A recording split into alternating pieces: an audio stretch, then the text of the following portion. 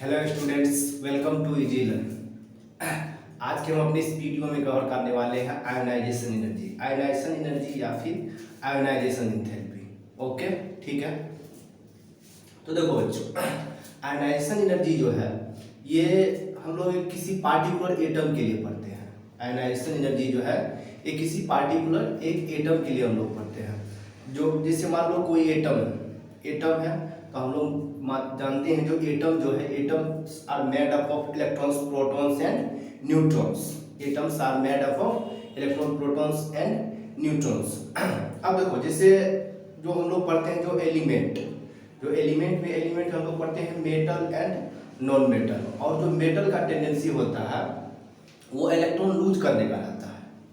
Metal का tendency electron lose, यानी कि उसमें से हम लोग क्या कर रहे हैं, इलेक्ट्रॉन को निकालेंगे। तो वो जो मेटल्स या फिर जो हम एलिमेंट बोल रहे हैं, एलिमेंट में जो मेटल होगा उसमें से जो हम लोग एनर्जी को निकालेंगे उसमें हम लोग को कितना एनर्जी लग रहा है, तो उसी चीज को हम लोग डिफाइन करते हैं आयोनाइजेशन एनर्जी या फिर आयोनाइजेशन एंथैल्पी। ठीक है।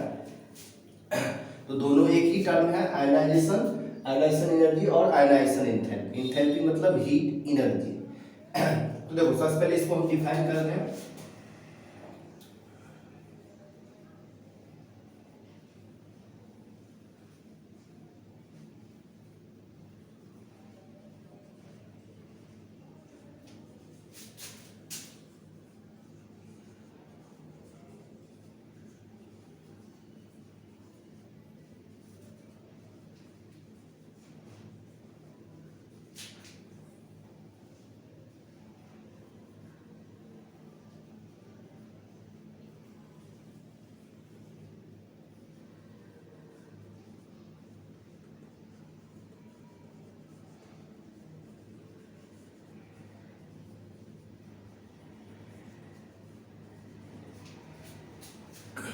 Ionization energy, it is the energy required to remove an electron from an outermost orbit of an isolated gaseous atom।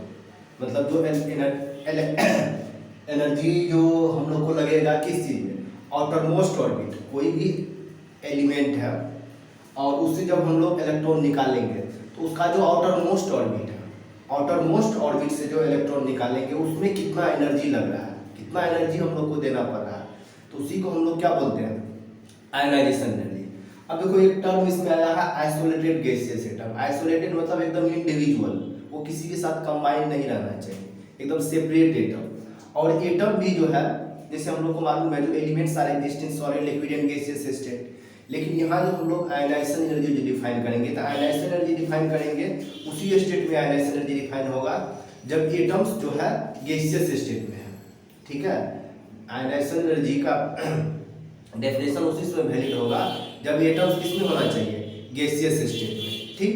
तो अब देखो, जैसे मान लो हम लोग, जैसे अगर मान लो कोई एटम सॉलिड स्टेट में है, सॉलिड स्टेट में अगर इसका हमको मान लो आयोनाइजेशन एनर्जी पूछ रहा है, जैसे आयोडीन सॉलिड स्टेट में है, अगर उसका आयोनाइजेशन एनर्जी निकालना है तो सॉलिड को पहले किस में ले जाएंगे, गैस में ले जाएंगे। और इस एनर्जी को हम लोग बोलते हैं, सॉलिड से अगर गैस में ले जाते हैं तो इसको हम लोग बोलते हैं सब्लिमेशन एनर्जी।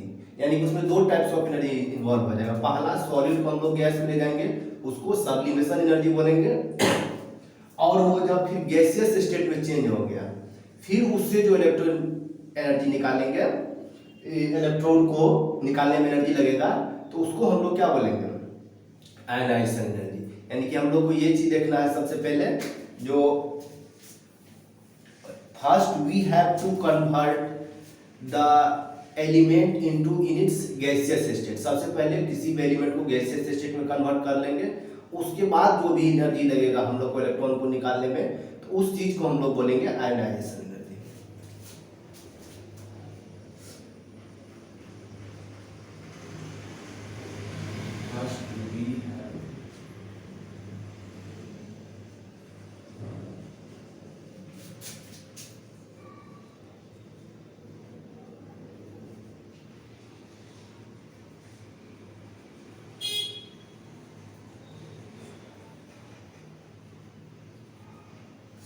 कोई भी एटम हमको दिया गया है तो उस एटम को सबसे पहले हम लोग गैसियस स्टेट में चेंज करेंगे, और गैसियस स्टेट में चेंज करने के बाद जो है एनर्जी निकालने में, एनर्जी इलेक्ट्रॉन निकालने में जो भी एनर्जी लगेगा उसको हम लोग बोलेंगे आयनाइजेशन एनर्जी। ठीक है, अब देखो आयनाइजेशन एनर्जी दे रहे हैं, तो एनर्जी दे रहे थे यानी कि कौन सा प्रोसेस होगा, एंडोथर्मिक प्रोसेस, यानी कि हम लोग लिख सकते हैं यहाँ पे energy is required, energy is required.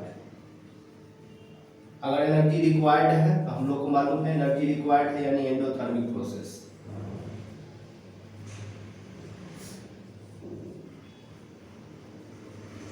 Energy दे रहे हैं यानी कि एंडोथर्मिक प्रोसेस, और एंडोथर्मिक प्रोसेस होगा तो change in energy delta H क्या होगा, पॉजिटिव होगा।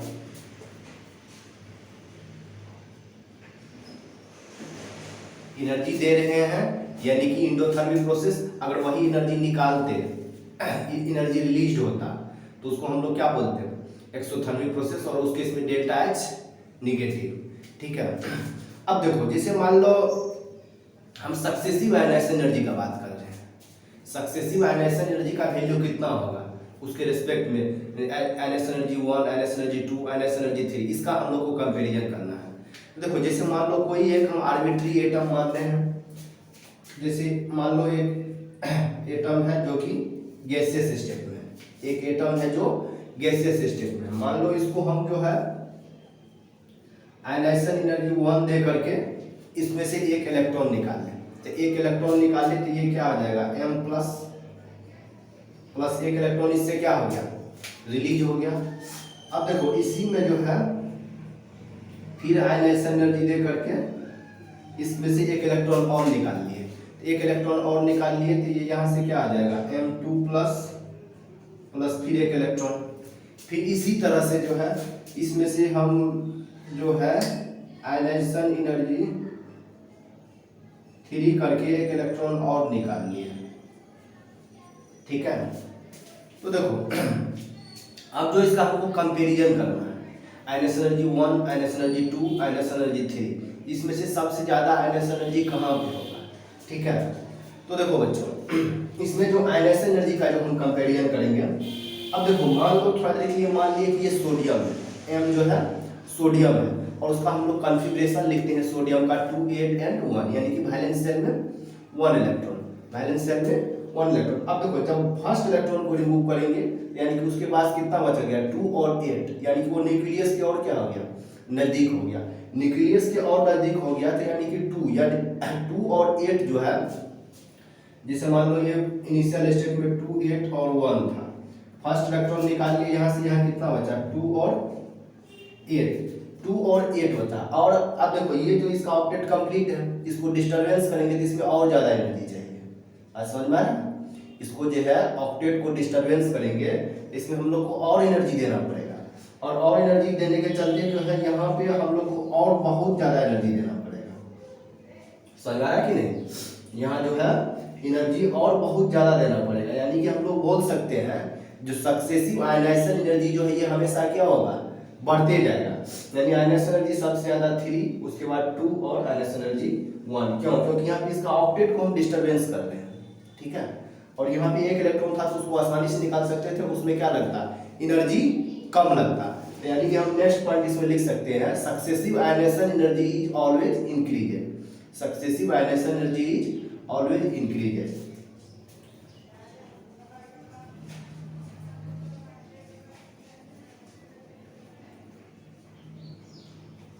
Successive ionization energy is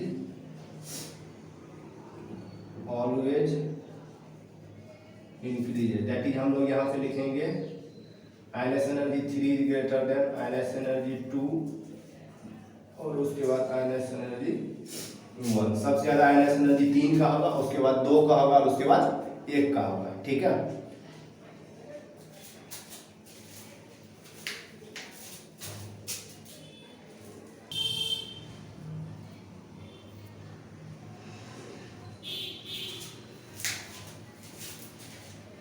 तो देखो बच्चों अभी हम लोग देख चुके थे आयनाइजेशन एनर्जी का define, value of successive ionization energy.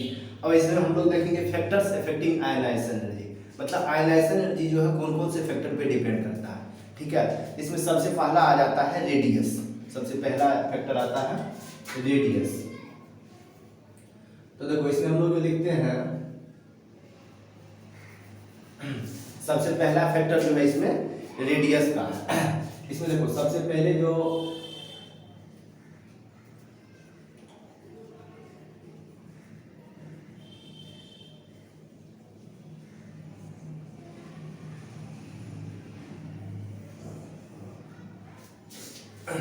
ये सबसे पहला फैक्टर है, radius is inversely proportional to ionization energy. कहने का मतलब ये हो गया, अगर आयनाइजेशन एनर्जी इंक्रीज कर रहा है तो मतलब रेडियस डिक्रीज कर रहा है, अगर रेडियस इंक्रीज कर रहा है तो आयनाइजेशन एनर्जी डिक्रीज कर रहा है, यानी कि उल्टा। दैट इज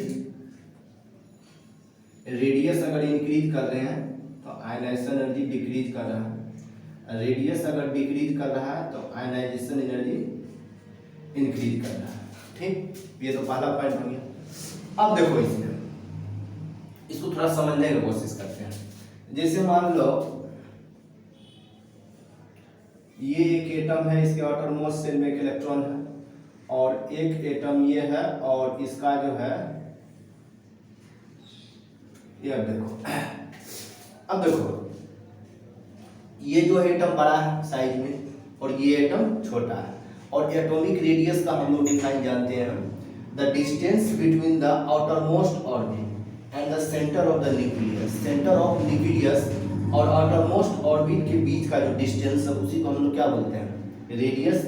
यानी कि इसका रेडियस क्या है, बड़ा है, और इसका रेडियस छोटा है कंपेरिजन में।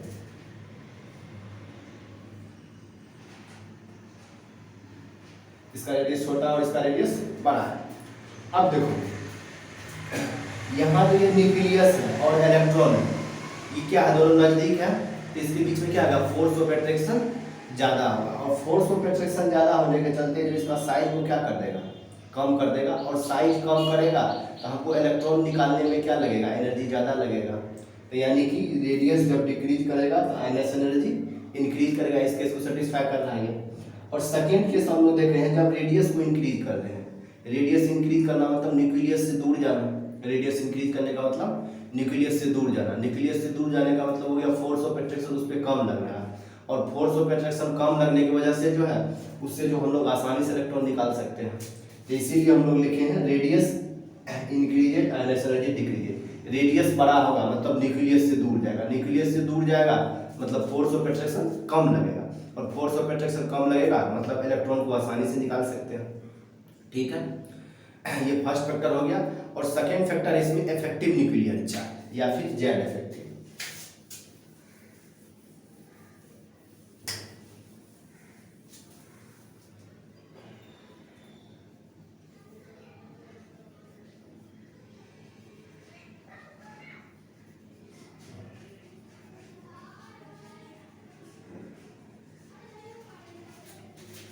इसमें जो सेकेंड फैक्टर है इफेक्टिव न्यूक्लियर चार्ज, या फिर इसी को हम लोग बोलते हैं जेड इफेक्टिव। अब देखो ये जो होता है Z effective is directly proportional to ionization energy. Z effective is directly proportional to ionization energy. देखो सबसे पहले जेड इफेक्टिव को हम लोग समझते हैं, जेड इफेक्टिव होता क्या है। तो देखो जेड इफेक्टिव हम लोग बोलते हैं जो आउटर मोस्ट ऑर्बिट में जो इलेक्ट्रॉन है और न्यूक्लियस के बीच में जो फोर्स ऑफ अट्रैक्शन लग रहा है उसी को हम लोग बोलते हैं जेड इफेक्टिव। यानी कि it is the net attraction between the outer most electron and the nucleus.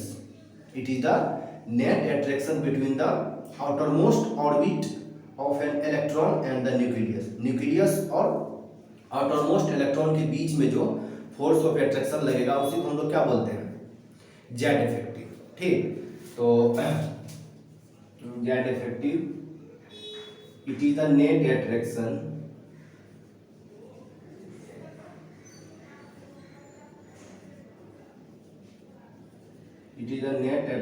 Between nucleus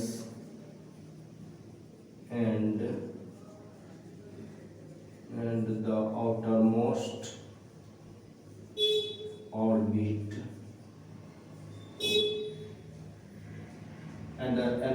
most orbit electron, मतलब आउटर मोस्ट ऑर्बिट में जो इलेक्ट्रॉन है और न्यूक्लियस के बीच में जो अट्रैक्शन फोर्स लग रहा है उसी को हम लोग क्या बोलते हैं, इफेक्टिव न्यूक्लियर चार्ज। ठीक है, जेड इफेक्टिव। अब देखो इसमें यानी कि जेड इफेक्टिव डायरेक्टली प्रोपोर्शनल का मतलब हो गया, यदि जेड इफेक्टिव इंक्रीज कर रहा है तो आयनाइजेशन एनर्जी भी क्या कर रहा है, इंक्रीज कर रहा है। अगर जेड इफेक्टिव डिक्रीज कर रहा है तो आयनाइजेशन एनर्जी भी क्या कर रहा है, इंक्रीज कर रहा है। ठीक है, तो देखो अगर देखो जेड इफेक्टिव बढ़ने का मतलब क्या हो गया, जेड इफेक्टिव बढ़ने का मतलब हो गया तो उसके बीच में अट्रैक्शन फोर्स बढ़ गया, अट्रैक्शन फोर्स बढ़ गया मतलब साइज का, एटम का जो साइज है वो डिक्रीज कर दिया, और एटम के साइज को डिक्रीज करने से जो है वो क्या होगा, एकदम न्यूक्लियस के नजदीक आ जाएगा, और न्यूक्लियस के नजदीक आने से उसमें हमको क्या करना पड़ेगा, एनर्जी ज्यादा लगाना पड़ेगा इलेक्ट्रॉन को निकालने में। इसीलिए हम लोग लिखते हैं Z effective is directly proportional to ionization energy. ठीक है, जैसे मान लो इसको ऐसे समझो, न्यूक्लियस और इलेक्ट्रॉन, अब जेड इफेक्टिव ज्यादा करने का मतलब इसके बीच में क्या रहा है, अट्रैक्शन फोर्स ज्यादा लग रहा है, और अट्रैक्शन फोर्स ज्यादा लगने की वजह से जो है इसका साइज को क्या कर देगा, रिड्यूस कर देगा, मतलब न्यूक्लियस के नजदीक आएगा, अट्रैक्शन फोर्स बढ़ जाएगा, और अट्रैक्शन फोर्स बढ़ने के चलते क्या हो जाएगा, इसका साइज छोटा हो जाएगा, और छोटा आइटम जितना ही ज्यादा होगा तो उससे क्या करना होगा, इलेक्ट्रॉन निकालना उतना आसानी से नहीं होगा। तो इसीलिए जैसे जैसे साइज घटते जाएगा तो उसमें क्या करना पड़ेगा, जेड इफेक्टिव बढ़ जाएगा, और जेड इफेक्टिव बढ़ेगा तो इलेक्ट्रॉन निकालना आसान नहीं होगा, मतलब आयनाइजेशन एनर्जी हम लोग को ज्यादा देना पड़ेगा। तो ये हम लोग का हो गया second factor, effective nuclear charge. अब इसमें थर्ड फैक्टर है शील्डिंग इफेक्ट और स्क्रीनिंग इफेक्ट।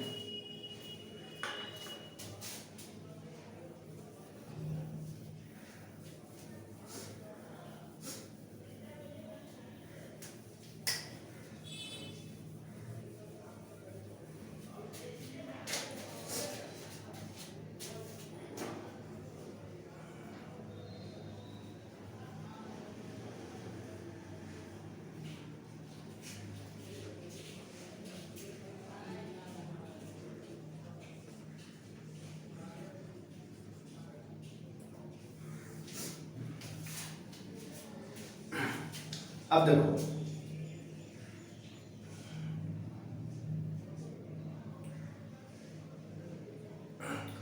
शील्डिंग इफेक्ट और स्क्रीनिंग इफेक्ट। देखो शील्डिंग इफेक्ट और स्क्रीनिंग इफेक्ट किसको बोलते हैं, जैसे अभी हम लोग जेड इफेक्टिव देखे, जेड इफेक्टिव क्या था, जो नेट अट्रैक्शन था आउटर मोस्ट इलेक्ट्रॉन के न्यूक्लियस के द्वारा, उसी को हम लोग क्या बोल रहे थे, आयनाइजेशन, सॉरी जेड इफेक्टिव। अब देखो जेड इफेक्टिव और शील्डिंग इफेक्ट मतलब ये सारा रिलेटिव कॉन्सेप्ट है, जेड इफेक्टिव और शील्डिंग इफेक्ट एक रिलेटिव कॉन्सेप्ट है, यानी कि जैसे मान लो थोड़ा देर के लिए ये एक एटम ले लिया, ठीक है, ये इसका आउटर मोस्ट ऑर्बिट है, इसमें भी इलेक्ट्रॉन होगा, हर एक में इलेक्ट्रॉन कुछ न कुछ इलेक्ट्रॉन होगा। अब देखो अभी जेड इफेक्टिव देखे थे, न्यूक्लियस और आउटर मोस्ट इलेक्ट्रॉन के बीच में कितना अट्रैक्शन फोर्स लग रहा था, उस चीज को हम लोग जेड इफेक्टिव बोले थे। अब देखो अब यहाँ पे क्या होगा, ये इलेक्ट्रॉन जो है इसको रिपेल करेगा और ये इलेक्ट्रॉन इसको रिपेल करेगा, फिर इसी तरह ये इलेक्ट्रॉन इसको रिपेल करेगा और ये इलेक्ट्रॉन इसको रिपेल करेगा। हम लोग को मालूम है जो सेम चार्ज के बीच में क्या होता है, रिपल्सिव फोर्स लगता है, और जो डिसिमिलर रहता है, ऑपोजिट रहता है, उसके बीच अट्रैक्शन फोर्स लगता है। तो यहाँ जो है इस दोनों इलेक्ट्रॉन के बीच में क्या होगा, रिपल्सिव फोर्स लगेगा। ये जो रिपल्सिव फोर्स लग रहा है ना, तो ये जो रिपल्सिव फोर्स लग रहा है, अब इस इलेक्ट्रॉन को क्या करेगा, यहाँ न्यूक्लियस के नजदीक आने से सील करेगा, यानी कि स्क्रीन करेगा या फिर प्रोटेक्ट करेगा। बात समझ में आया? ये जो इनर मोस्ट इलेक्ट्रॉन है, ये आउटर मोस्ट इलेक्ट्रॉन को न्यूक्लियस के पास जाने से क्या करेगा, सील्ड करेगा, मतलब रोकेगा, उसको प्रोटेक्ट करेगा। तो इसी चीज को हम लोग बोलते हैं सील्डिंग इफेक्ट या फिर स्क्रीनिंग इफेक्ट, सील्डिंग इफेक्ट या फिर स्क्रीनिंग इफेक्ट। ठीक है, मतलब क्या हो गया, आउटर मोस्ट इलेक्ट्रॉन को न्यूक्लियस के पास जाने से क्या कर रहा है, ये रोक रहा है, इसी को हम लोग क्या बोल रहे हैं, सील्डिंग इफेक्ट। तो आप देखो ये रेडियस को कैसे वेरी करता है, इसका जो देखो आप देखो सील्डिंग इफेक्ट का भी ऑर्डर होता है,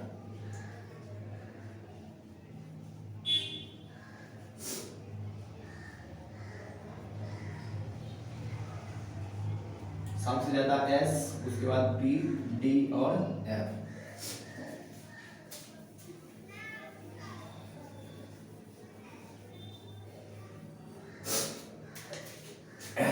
ये जो होता है शील्डिंग इफेक्ट का ऑर्डर होता है, सबसे ज्यादा S साल का शील्डिंग इफेक्ट होता है, उसके बाद P सब सेल का, उसके बाद D और उसके बाद F सब सेल का। अब देखो अगर शील्डिंग इफेक्ट पुअर है तो इसका मतलब क्या हो गया, शील्डिंग इफेक्ट पुअर है मतलब उसके बीच में अट्रैक्शन फोर्स बढ़ रहा है। अट्रैक्शन फोर्स बढ़ रहा है मतलब उसका रेडियस को क्या करेगा, डिक्रीज करेगा, और रेडियस को डिक्रीज करेगा मतलब आयनाइज एनर्जी को क्या करेगा, वहां पे इंक्रीज करेगा। तो यहाँ पे यानी हम लिख सकते हैं if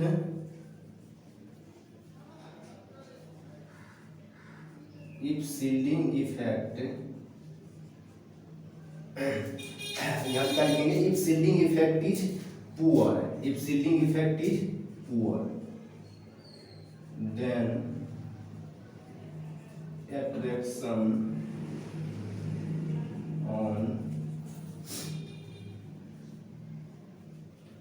attraction on outermost electron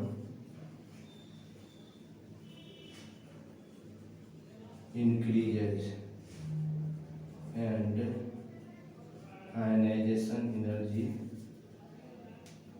will। अब देखो यहाँ क्या लिखे हैं, अगर if shielding effect is poor, shielding effect poor करने का मतलब क्या हो गया, जो बीच वाला जो इलेक्ट्रॉन अभी बताए थे वो आसानी से इलेक्ट्रॉन को अट्रैक्ट होने दे रहा है। ठीक है, आसानी से अगर इलेक्ट्रॉन को अट्रैक्ट होने दे रहा है तो मतलब उसका मतलब साइज को क्या करेगा, घटाएगा, और साइज को घटाएगा मतलब एटॉमिक साइज घट गया, एटॉमिक साइज घट गया तो मतलब रेडियस ऑफ एटम घट गया, रेडियस ऑफ एटम घट गया तो इसका मतलब वो न्यूक्लियस के नजदीक आ गया, तो उसमें से अब इलेक्ट्रॉन निकालने में क्या होगा, हमको परेशानी होगा, ज़्यादा एनर्जी देना पड़ेगा। तो इसीलिए लिखे हैं if shielding effect is poor, अगर शील्डिंग इफेक्ट पुअर है मतलब अट्रैक्शन ज़्यादा होगा तो उस केस में then attraction on the outermost electron increase, और अट्रैक्शन को इंक्रीज करने की वजह से जो है एटॉमिक साइज छोटा हो जाएगा, और एटॉमिक साइज छोटा होने की वजह से जो है आयनाइज एनर्जी क्या हो जाएगा, इंक्रीज हो जाएगा।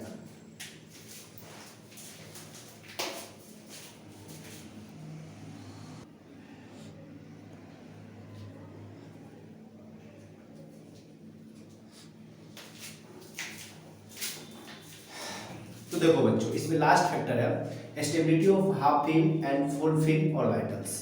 तो देखो जैसे हम लोग को मालूम है ये जो ऑर्बिटल है S P D and F, ये 4 ऑर्बिटल है, और S का जो है मैक्सिमम कैपेसिटी है 2 इलेक्ट्रॉन का लेने का, P का 6, D का 10 और F सब सेल का 40 ये कैपेसिटी है। और यहाँ पे हम लोग कॉन्सेप्ट पढ़ने वाले हैं, अगर S सब सेल में 1 इलेक्ट्रॉन है, P में 3 है और D में 5 है और F में 7 है, तो इसका जो है स्टेबिलिटी बढ़ जाता है, इसका स्टेबिलिटी और सब पार्शियली फील्ड से बढ़ जाता है, और स्टेबिलिटी बढ़ने के चलते जो है इसमें क्या होगा, हम लोग को इलेक्ट्रॉन का रिमूवल करना भी क्या होगा, आसानी से नहीं होगा, और इलेक्ट्रॉन अगर आसानी से नहीं निकाल पाएंगे इसका मतलब आयनाइजेशन एनर्जी बढ़ जाएगा। ठीक है, तो हम लोग यहाँ लिखेंगे stability of half field and full field, stability of half field and full field is half field and full field is more stable, half field and full field is more stable, इसीलिए जो ये क्या होगा electron giving tendency is law. अगर कोई stable है तो उसको अनस्टेबल करने के लिए क्या करना पड़ेगा, बहुत ज़्यादा एनर्जी देना पड़ेगा, या फिर बोल सकते हो इलेक्ट्रॉन क्या करेगा, आसानी से लूज नहीं करेगा। ठीक है, अगर electron giving tendency is law तो यानी कि अभी हम लोग आगे क्या बोल सकते हैं, इलेक्ट्रॉन गिविंग टेंडेंसी लॉ है मतलब उससे इलेक्ट्रॉन आसानी से नहीं निकाल सकते हैं, that is electron removal is difficult. Stability ज़्यादा है तो उससे क्या होगा, इलेक्ट्रॉन को निकालना बड़ा डिफिकल्ट हो जाएगा, और इलेक्ट्रॉन को निकालना डिफिकल्ट करने का सेंस क्या है, वो एनर्जी से रिलेट कर रहा है। इलेक्ट्रॉन को अगर लगा हमको निकालने में, तो मतलब उसका एनर्जी क्या है, ज़्यादा है। तो यहाँ पे लिख सकते हैं आयनाइजेशन एनर्जी इज मोर। यानी कि हम यहाँ लिख सकते हैं, अगर जैसे मान लो कहीं S1 है, कहीं P3 है, D5 है और F14 है, तो इसका एनर्जी हमेशा ज़्यादा होगा पार्शियली और हाफ फील्ड से। ठीक है, जैसे देखो एक एग्जांपल लेके हम देखते हैं नाइट्रोजन का और ऑक्सीजन का।